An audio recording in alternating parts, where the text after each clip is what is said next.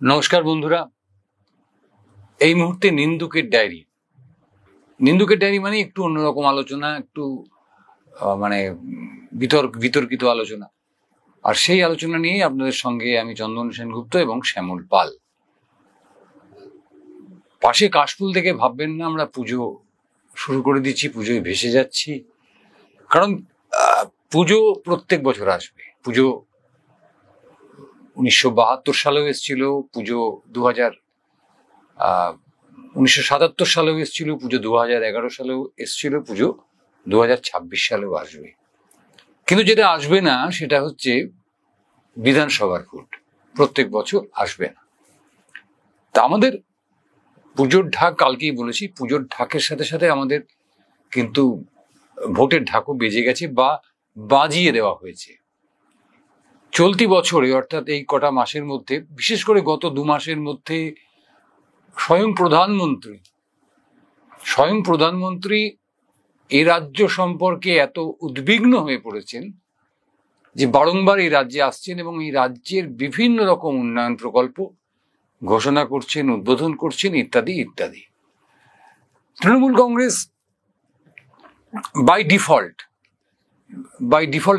এই শব্দগুলোই এখন ব্যবহার হয়, এই কারণে আমি ব্যবহার করছি, অনেকটা এগিয়ে রয়েছে, অনেক যোজন পথ এগিয়ে রয়েছে।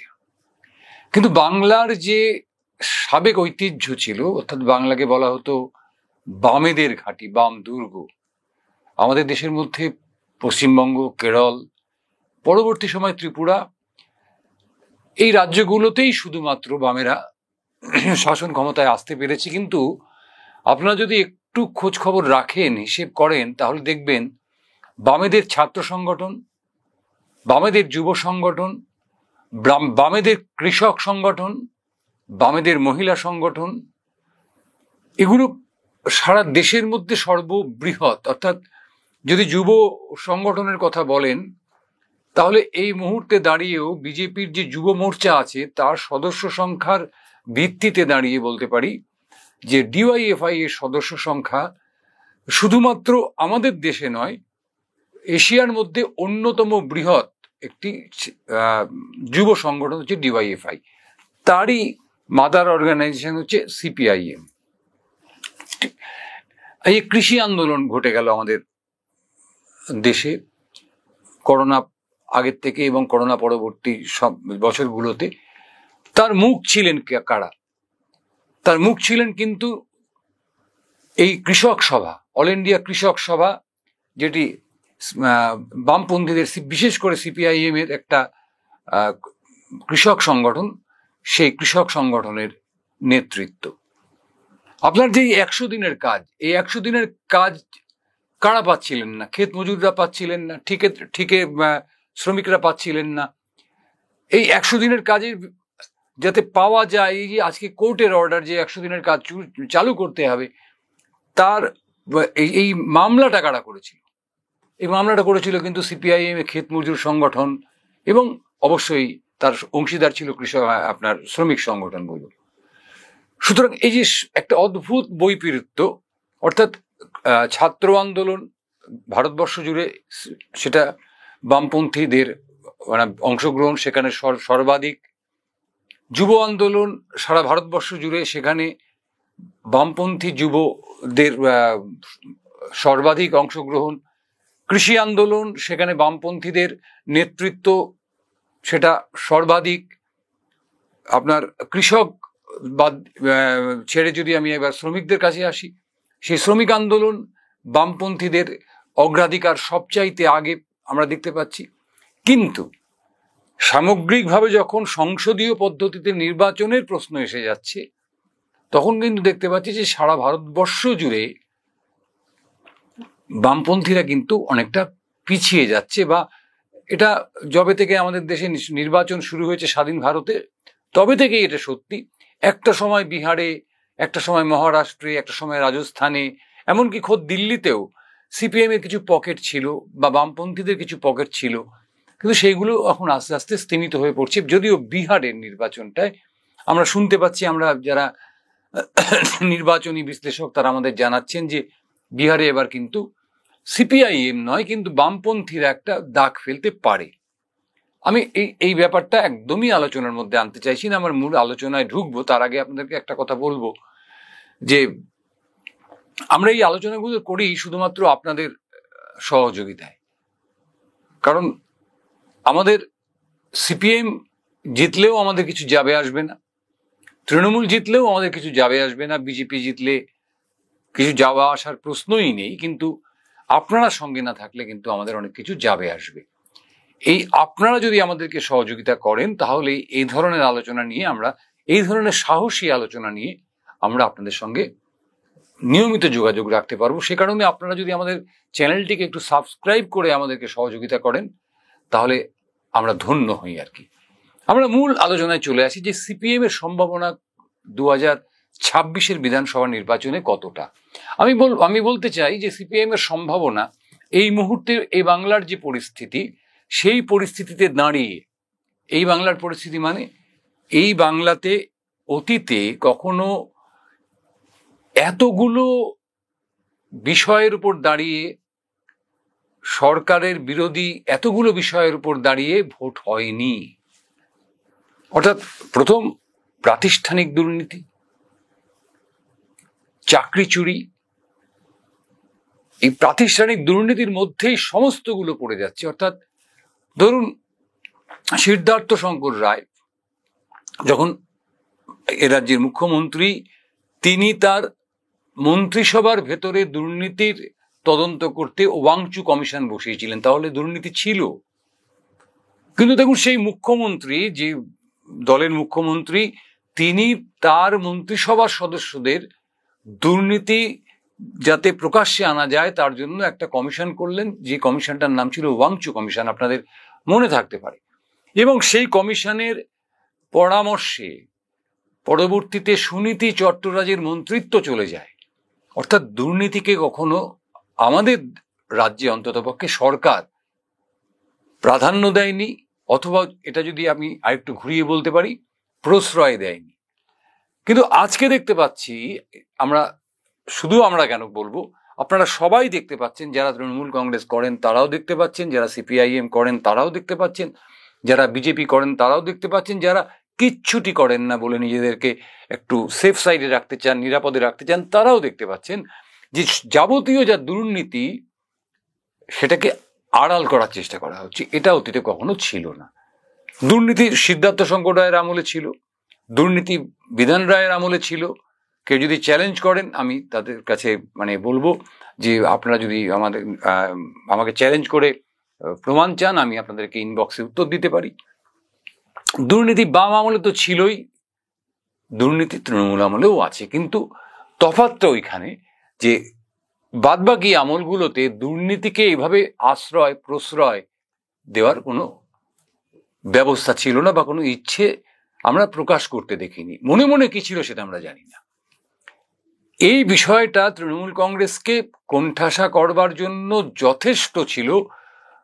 যদি ছিল, কথাটা কিন্তু আমি বলছি অত্যন্ত দায়িত্ব নিয়ে, যে ছিল, তৃণমূল কংগ্রেসকে 2026-এর ভোটে বেকায়দায় ফেলার যথেষ্ট সম্ভাবনা ছিল।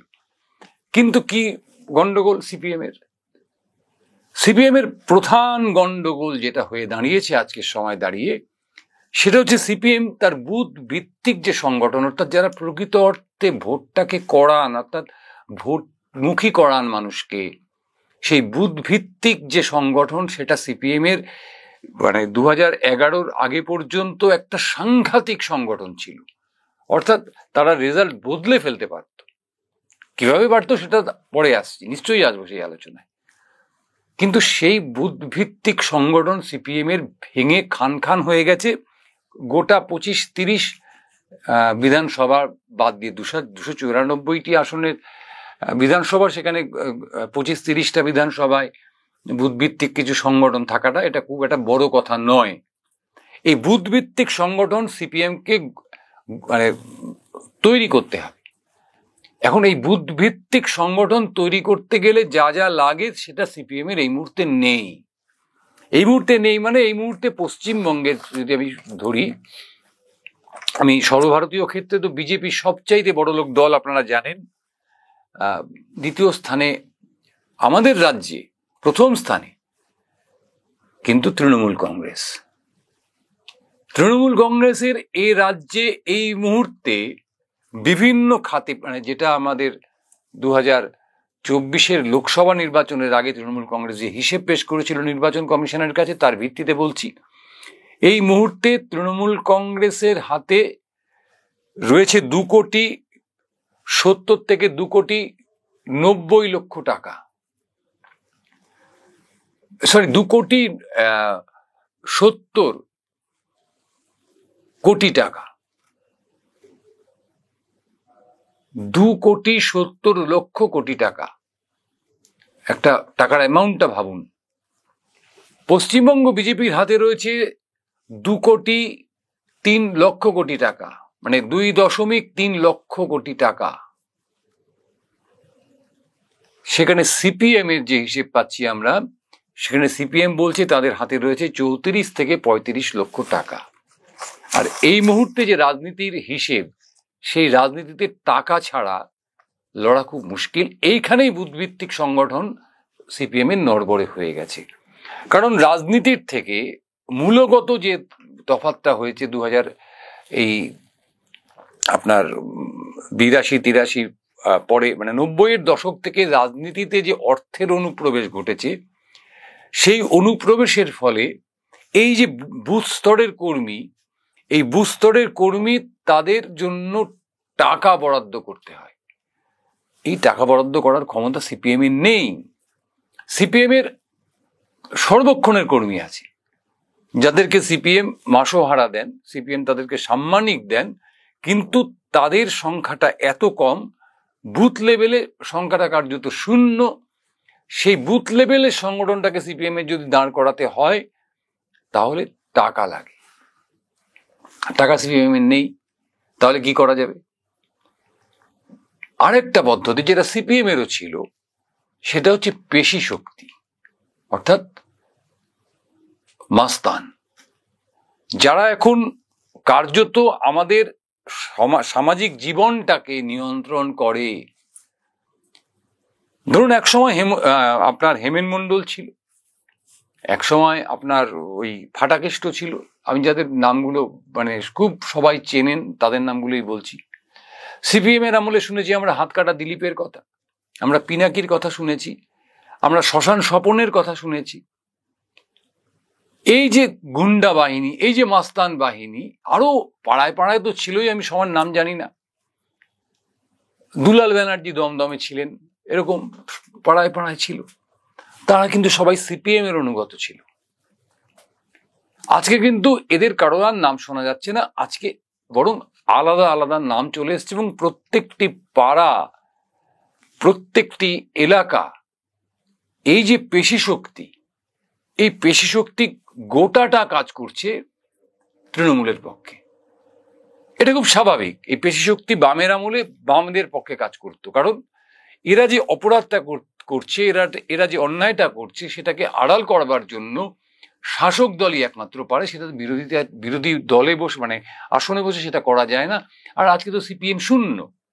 সুতরাং এই যে গুন্ডা মস্তান, আজকের সময় দাঁড়িয়ে তাদের পরিচয়গুলো একটু অন্যরকম হয়ে গেছে। আজকে তারা কেউ প্রমোটার, কেউ ব্যবসায়ী, ইত্যাদি ইত্যাদি, তাদের আলাদা আলাদা পরিচয় হয়ে গেছে। কেউ কেউ কাউন্সিলরও হয়ে গেছে, সেগুলো অন্য প্রশ্ন। সিপিএম এর হাতে কিচ্ছু নেই, একেবারে ফাঁকা। তাহলে ভোটের দিন লড়বেন কি করে? আপনারা খুব ভালো করে জানেন। আমি সিপিএম মানে যারা নেতা বা হাফ নেতা এরকম যারা আছেন, তাদের উদ্দেশ্যে বলছি, লড়বেন কি করে? আপনারা ভোটের দিন সকালবেলা সাংবাদিকদের ডেকে বলেন যে আমরা এত বুথে আমাদেরকে এজেন্ট বসতে মানে দিচ্ছে না। তো এজেন্টকে তো বসাতে হবে, তার দায়িত্ব তো তৃণমূল কংগ্রেস নেবে না। তৃণমূল কংগ্রেস নেতারা যথারীতি বলেন যে ওরা যদি লোক জোগাড় করতে না পারে, আমাদের বলুক, আমরা এজেন্ট দিয়ে দিচ্ছি।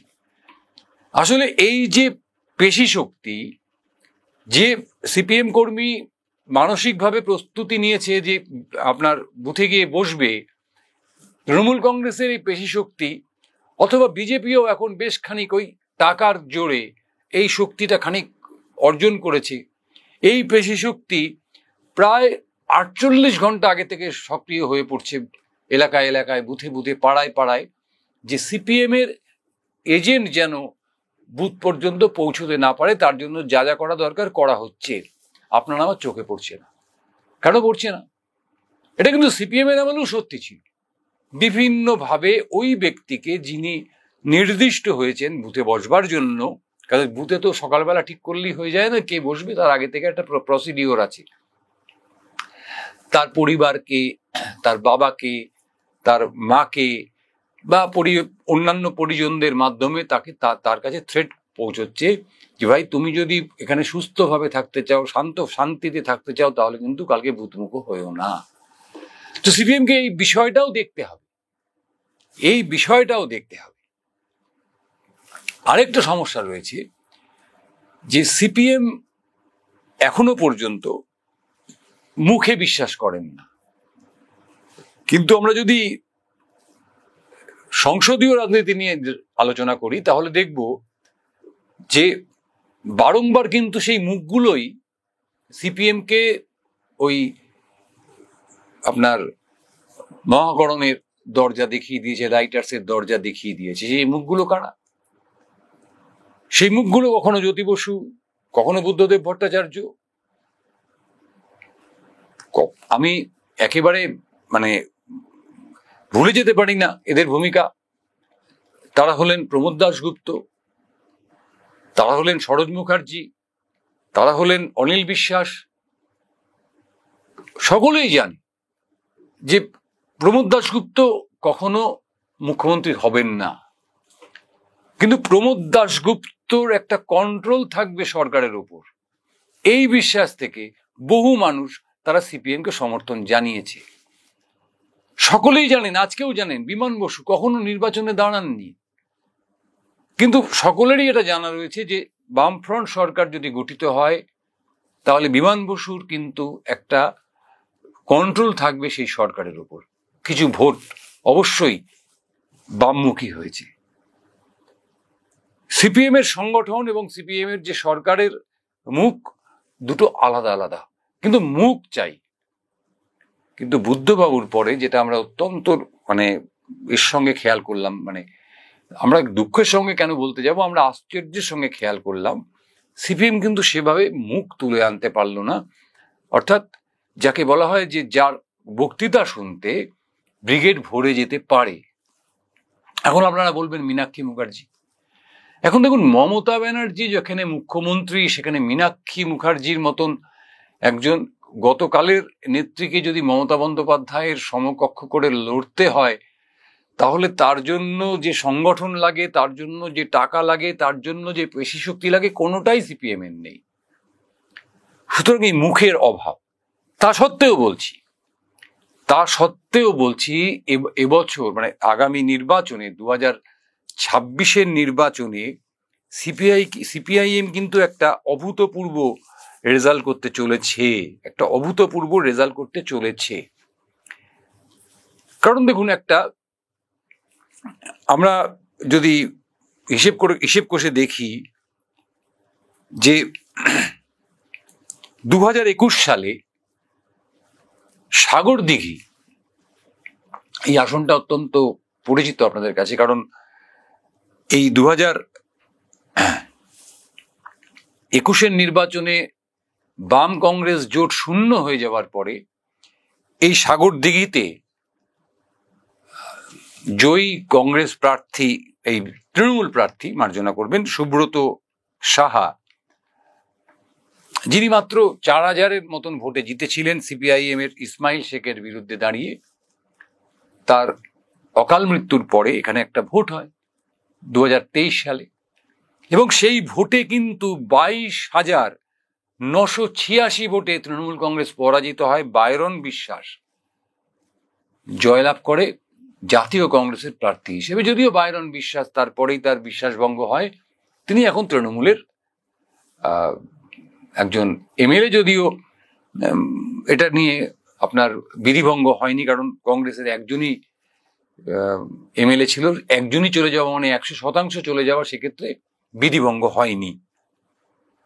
কিন্তু আমরা যেটা অঙ্ক করে দেখেছি যে এই যে বলা হচ্ছে যে বামেদের ভোট রামে চলে যাচ্ছে, এর একটা প্র্যাকটিক্যাল কারণ কিন্তু আমরা খুঁজে বার করতে সক্ষম হয়েছি বলবো না, চেষ্টা করেছি। সেটা কিরকম, আমি একটি আসন দিয়ে আপনাদেরকে বোঝাবার চেষ্টা করব। যে শুধুমাত্র মালদা জেলা এবং মুর্শিদাবাদ জেলা, এই দুটি জেলা বাদ দিলে আমাদের যে বাদবাকি জেলাগুলো রয়েছে, যে বিস্তর পশ্চিমবঙ্গ পড়ে রয়েছে, এই পশ্চিমবঙ্গে কিন্তু বাম কংগ্রেসের জোট কখনোই সফল হয়নি, কোনো দিন সফল হয়নি। আপনারা যদি আমাকে মনে করিয়ে দেওয়ার চেষ্টা করেন যে শিলিগুড়ি, সেখানে কর্পোরেশন ইলেকশনে কংগ্রেস এবং সিপিআইএম জোট করে অশোক ভট্টাচার্য মেয়র হয়েছিলেন, ব্যতিক্রমী ঘটনা ঘটতে পারে, কিন্তু সেটা মানে আপনার সিদ্ধ নয়। এই দুটো জেলা, মালদা এবং মুর্শিদাবাদ, এই দুটি জেলা অর্থাৎ অধীর চৌধুরীর নেতৃত্বে যে অংশটা সক্রিয় কংগ্রেসের, তাদের সঙ্গে সিপিআইএম এর জোট সফল। বাকি পশ্চিমবঙ্গে এই কংগ্রেসের সঙ্গে সিপিআইএম এর জোট না কংগ্রেস মেনে নিতে পেরেছে, না সিপিআইএম মেনে নিতে পেরেছে। কিন্তু সিপিআইএম যেহেতু একটা রেজিমেন্টের দল, অর্থাৎ আলিমুদ্দিন থেকে যে নির্দেশ আসছে সেই নির্দেশের প্রতি তারা অনুগত থাকছেন। কারা অনুগত থাকছেন? সিপিএম এর কর্মীরা, সিপিএম এর সদস্যরা, সিপিএম এর ভোটাররা নয়। কিন্তু তারা সর্বতোভাবে চেষ্টা করেছেন যে তাদের জোট প্রার্থীকে জয়ী করবার জন্য। আমি তার জন্য একটা ছোট্ট উদাহরণ আনি, পানিহাটি বিধানসভা। পানিহাটি বিধানসভায় দীর্ঘদিন ধরে বাম শাসন, মানে বাম শাসন বলতে বাম প্রার্থী জয়ী হয়েছেন। মধ্যবর্তী সময় এক দুবার কখনো কংগ্রেস, একবার তৃণমূল কংগ্রেস জয়ী হয়েছে। কিন্তু এই 2011 সালের পরে যদি আমি হিসাব করে দেখি, আমরা দেখতে পাচ্ছি যে 2021 সালে এখানে বাম কংগ্রেস জোট হলো। বাম কংগ্রেস জোটের যে বিপুল সাড়া পড়ল, অর্থাৎ কংগ্রেস একটা ভোট এখানে ধরে রাখে, সিপিএম উজাড় করে ভোট দিল কংগ্রেসকে। একেবারে নাকের পাশ দিয়ে, কানের পাশ দিয়ে জয়টা হাতছাড়া হয়ে গেল জোট প্রার্থীর। সেখানে তৃণমূল প্রার্থী পেলেন 73,545 ভোট, এবং সম্মিলিত মানে তখনও মোর্চা হয়নি, জোট কংগ্রেস সিপিএম এর জোটের প্রার্থী পেলেন 70,515 ভোট। ব্যবধান কত? 3,030 ভোটের। 3,030 ভোটে এই আসনটি কিন্তু তৃণমূল কংগ্রেস জিতলো। যেখানে আমাদেরকে মাথায় রাখতে হবে, বিজেপি পেল 14,905টি ভোট। এই বিজেপি 14,905টি ভোট, সেই ভোটটাই গিয়ে আপনি যদি 2000 আপনার এটা আমি মার্জনা করবেন, 2016 সালের হিসেবটা বললাম। 2016 সালের হিসেবটা বললাম যে 2016 সালে এখানে তৃণমূল কংগ্রেস অর্থাৎ নির্মল ঘোষ পেলেন 73,545টি ভোট। সন্ময় বন্দ্যোপাধ্যায়, জাতীয় কংগ্রেস প্রার্থী, বামফ্রন্ট সমর্থিত, তিনি পেলেন 70,515টি ভোট। এবং দীপক কুন্ডু, বিজেপি প্রার্থী, ইনি সমাজসেবী হিসেবে সাংঘাতিক জনপ্রিয় পানিহাটি জুড়ে, ইনি পেলেন 14,905টি ভোট। তার মানে 2016 সালের নির্বাচনে এখানে কিন্তু মাত্র 3,030 ভোটে তৃণমূল কংগ্রেস জয়লাভ করল। এবার আমরা যদি চলে আসি শটান 2021 সালে, 21 সালে পানিহাটিতে আবারও জোট হলো, কিন্তু জোট কাজ করলো না। কারণ ততক্ষণে মানুষের মনে, অর্থাৎ যারা সাধারণ ভোটার, সিপিএম এর দলীয় হুইপ মানতে বাধ্য নন, অথচ প্রচুর প্রচুর সংখ্যা তাদের, যারা 2016 সালের নির্বাচনে জোটের ঝুলি ভরিয়ে দিয়েছিল, তারাই কিন্তু সরে গেল জোটের পক্ষ থেকে। কংগ্রেস প্রার্থীকে ভোট দিল। সিপিএম কি করলো সেটা নিয়ে একটা বড় প্রশ্ন এখানে উঠে যাচ্ছে, কারণ আমরা দেখতে পাচ্ছি যে সেখানে এই নির্মল ঘোষ সেখানে পাচ্ছেন 86,495 ভোট, জিতছেন কত ভোটে? 25,177 ভোটে। সেখানে কি দুরবস্থা হচ্ছে জোটের, অর্থাৎ যেখানে আগের বার জোট 70,515 ভোট পেয়েছিল, সেখানে জোট মাত্র 21,169টি ভোট পেল, অর্থাৎ 12% ভোট পেল। অর্থাৎ এই যে জোট, আমি বারংবার বলছি, মালদা এবং মুর্শিদাবাদ বাদ দিলে পরে সারা রাজ্যে কোনো কাজ করে না। সেখানে উল্টোটা হয়, যে যেখানে সিপিআইএম প্রার্থী, সিপিআইএম এর ভোটটা সিপিআইএম পাচ্ছে, বা কিছু অংশ চলে যাচ্ছে বিজেপিতে, কংগ্রেস প্রায় সব ভোটটাই বিজেপিকে দিয়ে দিচ্ছে। আবার যেখানে কংগ্রেস প্রার্থী, সেখানে কংগ্রেসের যে ন্যূনতম ভোটটা রয়েছে, সেখানে কংগ্রেস তাদেরকে ভোট দিচ্ছে, কংগ্রেসের সমর্থকেরা, কংগ্রেসের ভোটাররা তাদেরকে ভোট দিচ্ছে, কিন্তু সিপিআইএম এর ভোটের সিংহভাগ চলে যাচ্ছে বিজেপিতে। আর আমাদের আলোচনার একদম পিন পয়েন্ট এটা, যে 2026-এর ভোটে যদি সিপিআইএম বা বামফ্রন্ট কংগ্রেসের সঙ্গে জোটে না যায়, আঞ্চলিকভাবে ওই অধীর রঞ্জন চৌধুরীর যে এলাকা, সেই এলাকায় আঞ্চলিকভাবে আসন সমঝোতা করে লড়ে, তাহলে একটা বিপুল সম্ভাবনা আমরা দেখতে পাচ্ছি অন্ততপক্ষে 25 থেকে 30টি আসনে, অন্ততপক্ষে 25 থেকে 30টি আসনে আমরা সম্ভাবনা দেখতে পাচ্ছি। যেমন ভগবানগোলা বিধানসভা, সেখানে সিপিআইএম এর প্রাপ্ত ভোট 21.15%। ডোমকল, সেখানে সিপিআইএম এর প্রাপ্ত ভোটের হার হচ্ছে 35.57%। জলঙ্গি, সেখানে সিপিআইএম প্রার্থীর, এটা 2021 সালের হিসেব দিচ্ছি, প্রাপ্ত ভোটের হচ্ছে 20.06%। যাদবপুর 29.5%। এবার যদি 2024-এর হিসেব করি, 24-এর হিসেব মানে লোকসভার ভিত্তিতে, তাহলে দেখব সেই ভগবানগোলাতে সিপিআইএম তার ভোট বাড়িয়ে নিয়েছে, বেড়ে হয়ে গেছে 38.20%। হরিহরপাড়া নতুন সংযোজন হয়েছে, সেখানে 36.16%। ডোমকল, সেখানে 35 থেকে সিপিএম ভোট বাড়িয়ে করে নিয়েছে 42.82%। জলঙ্গি, যেখানে 20% ভোট পেয়েছিল 21-এর নির্বাচনে, সেখানে 38.12%।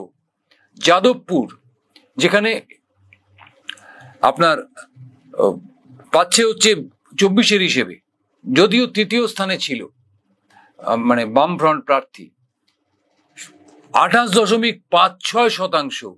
উত্তরপাড়া 25.51%, এবং শ্রীরামপুর 22.78%, অর্থাৎ শতাংশের হিসেবে। এবং অবশ্যই রয়েছে রানীনগর, যে রানীনগরে একমাত্র আসন যে 2024-এর বিধানসভার নিরিখে সিপিএম এগিয়ে আছে, কিন্তু সেটা সম্পূর্ণ অধীর চৌধুরীর কৃতিত্ব। এখানে যদি কেউ আমার সঙ্গে মানে মানে এই বিষয়ে তর্ক করতে চান, আমি তর্ক করতে রাজি আছি।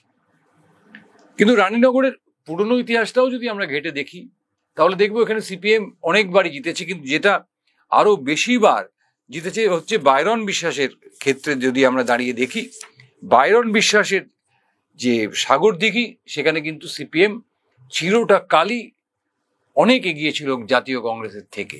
পরবর্তীতে তৃণমূল কংগ্রেস এই সাগরদিঘি আসনে আজ পর্যন্ত 2011 থেকে আজ পর্যন্ত কোনোদিন জেতেনি। বাইরন বিশ্বাস জাতীয় কংগ্রেসের প্রার্থী হিসেবে জয়লাভ করে, জোটের প্রার্থী হিসেবে জয়লাভ করে তৃণমূল কংগ্রেসে যোগ দিয়েছে। বারংবার বলছি, এই দুটি জেলা ছাড়া, মুর্শিদাবাদ এবং মালদা জেলা ছাড়া, সারা পশ্চিমবঙ্গে সিপিএম কে একা লড়তে হবে। কারণ সিপিএম এর প্রতীক মানুষ আস্তে আস্তে ভুলে যাচ্ছে। সিপিএম কে একা বেশি আসনে লড়তে হবে। 294টি আসন, সেখানে সিপিএম কে অন্তত পক্ষে 250 আসনে সিপিএমকে লড়তে হবে, প্রার্থী দিতে হবে, অন্ততপক্ষে প্রতীকটাকে মানুষের সামনে আবার ফিরিয়ে আনতে হবে। হয়তো 26 হবে না, কিন্তু 31 হতে পারে, 26 হবে না, এটা ধরেই নিচ্ছি তো। কিন্তু সিপিএম এর প্রতীকটা যে মানুষ ভুলে যাচ্ছে, সিপিএম এর কাস্তে হাতুড়ি তাড়া, এটা মানুষের মন থেকে যে মুছে যাচ্ছে। কারণ কট্টর সিপিএম, যেমন ধরুন অশোকনগর, এবার অশোকনগরে সিপিএম এর একটা উজ্জ্বল সম্ভাবনা রয়েছে। সেখানে আইএসএফ কে আসনটাকে ছেড়ে দেওয়া হলো গত 21 সালের নির্বাচনে, এবং এই অশোকনগর, সেখানে কিন্তু আইএসএফ আজকে সংগঠন বাড়িয়েছে। কাদের নিয়ে বাড়ালো? এই সিপিএম সমর্থকদের নিয়ে বাড়ালো। কারণ সিপিএম আর যাই হোক ওই হিন্দু মুসলিমের বিভাজনের রাজনীতিটা করে না। সিপিএম এর একটা মুসলিম ভোটের একটা বড় অংশ তারা আইএসএফ এর সঙ্গে তারা যুক্ত হয়ে পড়ছে। সুতরাং এই সংগঠনকে যদি বাঁচাতে হয়, সিপিএম কে একা লড়তে হবে। ওই দুটো জেলা ছাড়া যেখানে সত্যি সত্যি জোট কাজ করে, এটা একেবারে আমরা অঙ্কের হিসেব করে আমরা খুঁজে পেয়েছি। যেমন ধরুন পানিহাটি, আমি আপনাদেরকে আগে হিসেব দিলাম যে পানিহাটিতে বিপুল সম্ভাবনা থেকে যাবে। পানিহাটির বর্তমান পরিস্থিতি তো আর পশ্চিমবঙ্গের পরিস্থিতি থেকে আলাদা নয়। তৃণমূল কংগ্রেসের যে ঘাটতিগুলো রয়েছে, সেই ঘাটতিগুলো পানিহাটিতেও রয়েছে। গোষ্ঠীদ্বন্দ্ব বলুন, দুর্নীতি বলুন, যাবতীয় যা আছে, পানিহাটি তো পশ্চিমবঙ্গের বাইরের কোনো বিধানসভা নয়। কামারহাটি, প্রার্থী বদল না হলে এখানে সিপিএম এর জয় অনিবার্য। প্রার্থী বদল মানে তৃণমূলের প্রার্থী বদল না হলে। উত্তর দমদম, আপনারা বলবেন চন্দ্রিমা ভট্টাচার্য হেরে যাবে, যেতে পারে, অন্ততপক্ষে পরিসংখ্যান তাই বলছে। কিন্তু সিপিএম কে একা লড়তে হবে। ওই কংগ্রেস বা এদের যদি আপনারা ল্যাচ করেন, তাহলে কিন্তু মানুষের মনে ওই বারংবার একটা মানে কি বলবো ওটাকে, অপ্রমাণিত কথা, যে ওই রক্তমাখা ভাত ইত্যাদি ইত্যাদি ভোটের আগে প্রচার করে সেই দেয়ালে ছবি এঁকে সাধারণ ভোটার যারা মানে কোনোভাবেই নির্দিষ্ট কোনো দলকে ভোট দেন না, এক এক বছর এক একজনকে ভোট দেন, তাদের মাথায় এসব ঢুকিয়ে সেই ভোটটাকে কিন্তু শাসক দল বা বিজেপি তারা তাদের দখলে নিয়ে যেতে পারে। সুতরাং এই সমস্ত আসনগুলো, যেমন ধরুন কসবা, যাদবপুর, এখানে সিপিএম এর সম্ভাবনা বলতে গেলে 50% বেশি। হাওড়ার শিবপুর, আমতা, সিপিএম এর সম্ভাবনা 50% বেশি। আপনারা যদি একটু সোশ্যাল মিডিয়া খেয়াল করেন, দেখবেন আমতাতে, এই আমতা বিধানসভা অঞ্চলে সিপিএম এর ছাত্র এবং যুব সংগঠন কি পরিমাণে পরিশ্রম করছে। এই শিবপুর, এখানে সিপিএম এর ছাত্র এবং যুব সংগঠন কি হারে পরিশ্রম করছে, আমি সর্বত্র করছি, আমি পার্টিকুলারলি এই আসনগুলোর কথা বলছি। হুগলির উত্তরপাড়া, শ্রীরামপুর, কার্যত বর্তমান বিধায়কদের ওপর মানে লোকে তিতি বিরক্ত। সেই জায়গাটাকে যদি সিপিএম কে ধরতে হয়, নিজের প্রতীকে লড়তে হবে। কারণ এই জায়গাগুলোতে সিপিএম এর একটা ইতিহাস রয়েছে। আর এছাড়াও তো আমি বলেই দিলাম আপনাদের যে উত্তর দিনাজপুর, দক্ষিণ দিনাজপুর, এই দুটো জেলাতেও বেশ কয়েকটি আসন, মুর্শিদাবাদের একাধিক আসন, মালদার একাধিক আসন, অর্থাৎ সব মিলিয়ে প্রায় 25 থেকে 30টি আসন সিপিএম এর কিন্তু সম্ভাবনার জায়গা রয়েছে। কিন্তু ভাবতে হবে 3টে জিনিস। এক, বুথভিত্তিক সংগঠন যতটা সম্ভব মজবুত করা। আমি জানি যে তৃণমূলের এবং বিজেপির যে লক্ষ লক্ষ কোটি টাকা, তার সঙ্গে সিপিএম এর লক্ষ টাকার যে সংগঠন, সেই সংগঠন টিকতে পারবে না, অন্ততপক্ষে আজকের পরিপ্রেক্ষিতে দাঁড়িয়ে, যেখানে ওই মাসেল পাওয়ার অর্থাৎ পেশি শক্তি একটা বড় ভূমিকা পালন করে। কিন্তু ডেডিকেটেড সিপিআইএম কর্মী এখনো আছে, যেটা আমরা 2016 সালে দেখেছি। যে মার খেয়েছে তবু বুথে আছে, যেটা 2021-এ দেখেছি মীনাক্ষী মুখার্জির নেতৃত্বে নন্দীগ্রামে মার খেয়েছে তবু বুথে আছে। নন্দীগ্রামের মতন আসুন, হতে পারে মীনাক্ষী মুখার্জি 6,000 6,500 ভোট পেয়েছিল, 7,000-এর মতন ভোট পেয়েছিল, কিন্তু প্রতিটি বুথে এজেন্ট পৌঁছে দিতে পেরেছিলেন মীনাক্ষী মুখার্জি। এই ডেডিকেশনটাকে সিপিএমকে ফিরিয়ে আনতে হবে। আর বিশ্বাসযোগ্য সাংগঠনিক মুখ এবং বিশ্বাসযোগ্য প্রশাসনিক মুখ। সিপিএম পার্টি একটা অন্যরকম পার্টি। অনেকেই মানে আপনার তাচ্ছিল্য করে বলেন যে আলিমুদ্দিন যা বলে সেটাই মানে আপনার, যদি সিপিএম সরকারে যতদিন ছিল আলিমুদ্দিন যা বলতো সেটাই নাকি আপনার রাইটার্স থেকে পাশ হয়ে যেত। ব্যাপারটা একেবারেই তা নয়। সেটা যারা রাজনীতি নিয়ে আলোচনা করেন, রাজনীতি নিয়ে গবেষণা করেন, তারা জানেন। এখানে প্রমোদ দাশগুপ্ত, সেখানে সরোজ মুখার্জি, সেখানে অনিল বিশ্বাস বা এদের মতন আরো যারা স্টলওয়ার্ড সিপিআইএম নেতা রয়েছেন, তারা যোগ্য নেতৃত্ব দিয়েছেন এবং তার সঙ্গে যোগ্য সঙ্গত করেছেন বুদ্ধদেব ভট্টাচার্য, যোগ্য সঙ্গত করেছেন জ্যোতি বসু। একটা শেপ পেয়েছিল দলটা। এই শেপটাকে সিপিএমকে যেভাবে হোক আবার নতুন করে তৈরি করতে হবে। অর্থাৎ একটা দল সংগঠন, দলীয় সংগঠন আর একটা ভোটের সংগঠন, এই দুটো যদি সমানভাবে প্যারালালি মানে সমান স্পিডে চলতে পারে, তাহলে সিপিএম এর বিপুল সম্ভাবনা রয়েছে ক্ষমতা দখলের নয়, অন্ততপক্ষে নিজেদের অস্তিত্বটাকে আবার পশ্চিমবঙ্গের বুকে স্থাপন করা। এই যে একটা অপবাদ মাথায় নিয়ে ঘুরতে হচ্ছে যে বামের ভোট রামে চলে যাচ্ছে, সেই অপবাদ ঘোচানো এবং 2031-এর জন্য তাদের প্রস্তুতি। তার মধ্যবর্তী সময় অবশ্যই লোকসভা নির্বাচন আসবে, পৌরসভা এবং পঞ্চায়েত নির্বাচন।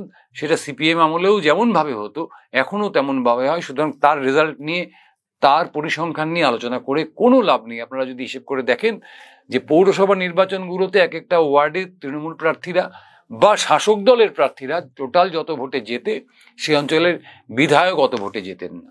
সুতরাং ওই হিসেব করে লাভ নেই। এটা সিপিএম এর আমল থেকে বলুন বা তারা যবে থেকে পৌরসভা স্থাপন হয়েছে তবে থেকে একই মানে ঐতিহ্য মানে আমরা বহন করে চলেছি। কিন্তু যদি লোকসভা এবং বিধানসভার হিসেব করেন তাহলে সিপিএম এর সম্ভাবনা রয়েছে। সিপিএম এর বুথভিত্তিক সংগঠন তৈরি করতে হবে। টাকা নেই, টাকা জোগাড় করা সম্ভব নয়। তা সত্ত্বেও যে কাজগুলো আপনারা করেছেন, যে একদম শুরুতে বলেছিলাম যে গণ আন্দোলনে মানুষের পাশে থাকার যে বিষয়গুলো আপনারা প্রকাশ্যে কিছুতেই আনতে পারছেন না, আপনারা কিছুতেই সেটাকে মানে ফোকাস করতে পারছেন না। অর্থাৎ এই যে 100 দিনের কাজ বন্ধ হয়ে গেছিল, 100 দিনের কাজের পক্ষে, অর্থাৎ এ রাজ্যে 100 দিনের কাজ চালু করার যে নির্দেশ আমার হাইকোর্ট দিল, সেটা কিন্তু মোটেও অন্য কেউ করেনি। এটা আপনারা প্রচারে আনতে পারছেন না যে এই মামলাটা আপনারাই করেছিলেন, আপনারা কিন্তু সেটা প্রচারে আনতে পারছেন না। আপনারা এটা প্রচারে আনতে পারছেন না যে কৃষি আইন বাতিলের পথে, তার জন্য যে সারা ভারতবর্ষ জুড়ে আন্দোলন, সেই আন্দোলনটার নেতৃত্ব আপনারাই দিয়েছিলেন, এটা আপনারা প্রকাশ্যে আনতে পারছেন না। আপনারা এরকম আরো অনেক অনেক কিছু প্রকাশ্যে আনতে মানে নিয়ে আসতে পারছেন না আপনাদের সাংগঠনিক দুর্বলতার জন্য। সেই দুর্বলতাটা কিন্তু টাকা ছাড়াও কাটানো যায়, গুন্ডা ছাড়াও কাটানো যায়, মস্তান ছাড়াও কাটানো যায়, শুধুমাত্র আত্মবিশ্বাস থাকলে। সুতরাং সিপিআইএম পার্টির মধ্যে যদি সেই জিততে পারি, যেটা 11 সাল বা বলবো না 2008 সাল থেকে হারিয়ে ফেলেছেন আপনারা, আমি সিপিএম সমর্থকদের উদ্দেশ্যে বলছি, 2008 সাল থেকে ক্রমে ক্রমে হারাতে হারাতে হারাতে হারাতে যে আত্মবিশ্বাসটাকে শূন্যতে এনে পরিণত করেছেন, মানুষ বলছে যে না, এই আত্মবিশ্বাসটা যদি আপনারা ফেরানোর চেষ্টা করেন তাহলে মানুষ কিন্তু অন্তত পক্ষে 25 থেকে 30টি আসনে আপনাদের পাশে থাকার জন্য তৈরি। এখন আমি যতটা বললাম ততটাই হয়ে যাবে বা এর চাইতে কম হবে, এর চাইতে বেশি হবে, যে কোনোটা হতে পারে, হয়তো কিছুই হবে না, সিপিএম আবার শূন্য হবে। কিন্তু একটা সম্ভাবনার কথা বললাম, সেই সম্ভাবনাটা হতে পারে, বেশি হতে পারে, আবার কমও হতে পারে। সবটাই নির্ভর করবে এই যে আগামী 6-7 মাস, এই 6-7 মাসে বিপুল টাকা, বিপুল পেশি শক্তি, প্রশাসন, কেন্দ্রীয় প্রশাসন, রাজ্য প্রশাসন, এর সবের বিরুদ্ধে সিপিএম তাদের রণকৌশল কিভাবে ঠিক করে, ঠিক তার উপর আমাদের নজর থাকবে, তার দিকে। আর আপনারাও নজর রাখুন 7 অ্যাওয়েক নিউজের পর্দায়। সকলে খুব ভালো থাকবেন। শুভরাত্রি। জয় হিন্দ।